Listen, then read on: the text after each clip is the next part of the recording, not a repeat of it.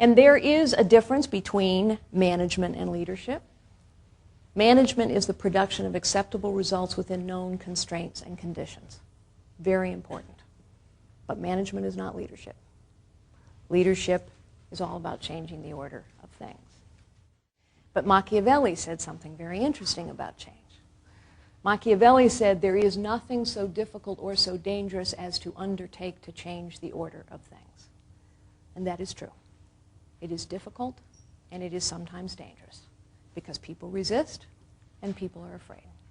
And that is why only leaders can drive change.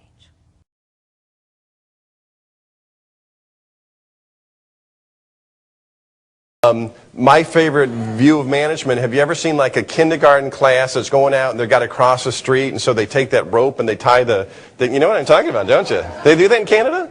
They do, wow. They break the ice off the rope, and you know. So they take that rope and they have all the little knots tied in the rope, and they put all the kids, and everybody has to hold onto the rope, right? Let's go, kids. And they have somebody in front, they have somebody behind, and they're maintaining order as they walk across the street, right? In my mind, that's management. We're going to maintain order, we're going to keep things going the way they are. Leadership, conversely, is about going ahead of people. It's what everybody was just saying, going first, pioneering, guiding other people where you want to go. And so that, now you don't want to do this across the street, but that's the radical kindergartner teacher who stands there and says, okay kids, come here! And they all come running because they want to follow what the teacher's doing. And she stands up, or he stands up, and runs along, and they're all running behind them. Right? Can you picture it? That's management versus leadership. We want, in my opinion, we want to lead. We associate leaders with times of crisis, and times of conflict, and times of change.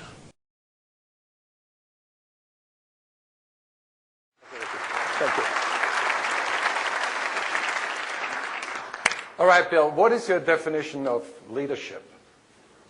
You know, it's about figuring out a big vision, an audacious vision, a vision that's almost limitless. In the case of SAP as an example, I worked very hard to think about what that vision would be. And I wanted something that would last a lifetime. And we came up with the vision to make every customer a best-run business. That's kind of limitless in its scope. It's not constrained by time. It's not even constrained by your imagination. There's so many things to chase after that vision. The leader is also a strategist. It's not enough, and many of you are wonderful sales executives and the best in class at what you do. It's not enough to just have sort of your core competency. Strategy includes understanding markets, understanding competition, understanding globalization, understanding the impact of economies and what likely will happen in certain scenarios. So really getting the strategy right.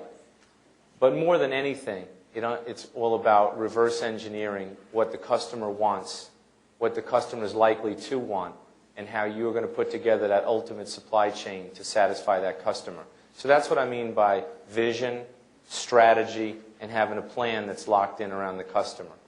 So Bill, let's zoom back to the first 100 days. What was your strategy? Strategy in the first 100 days is to really understand why things were not what they should be. And as I looked at the root causes of why things weren't the way they should be, I started with the leadership team. Most leaders start with folks closest to the customer. They're not performing. They must do better. Something's wrong with them. No. People are mostly good. The 80-20 rule will clearly prevail. It's leadership. You got to start at the top. So I had 13 direct reports. In the first 90 days, 1 remained. So the message was clear that they weren't bad people, but our vision of where we needed to go had outgrown their capacity to get us there. So we made decisive change quickly and started with the leadership team. We then moved into middle management and all functions, and then, of course, all the folks closest to the customer. But in the first 100 days, there was a dramatic change in strategy, and a dramatic change in leadership. Okay, let's talk about two factors here. I put myself in your situation. I have a big vision. And at the other end of that spectrum, there must be some fear, there must be some doubt, there must be some, you said during lunch that noise on the sidelines. How do you deal with that? You deal with the noise on the sidelines, with the scorekeepers and the doubters, by not dealing with them. So on one hand, you could say, I can tolerate the skeptics and not the cynics.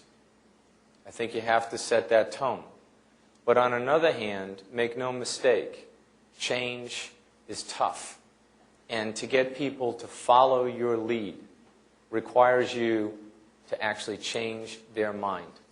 The most powerful thing a leader can do is change minds.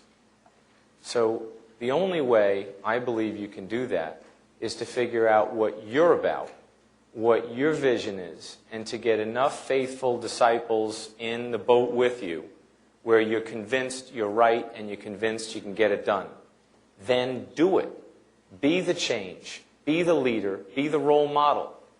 And after success, you start to build momentum and you start to build followership. It would be naive to think that people will follow you from day one. They won't. There will be some that will, but most won't. Most will wait to see. And they're keeping score, and they're chattering on the sideline, and most of them think you're going to fail. And you know something? If you listen to them, you'll fail. You will fail. Because they are dictating the pace. You are not. You're worried about your job. You're worried about your image. You're worried about what other people think instead of driving the change that you came there to drive in the first place. I hate to lay it on the line like this, but I think to be a really good leader, you can't walk around with anything less than total success around your vision, and you can't be afraid of failing.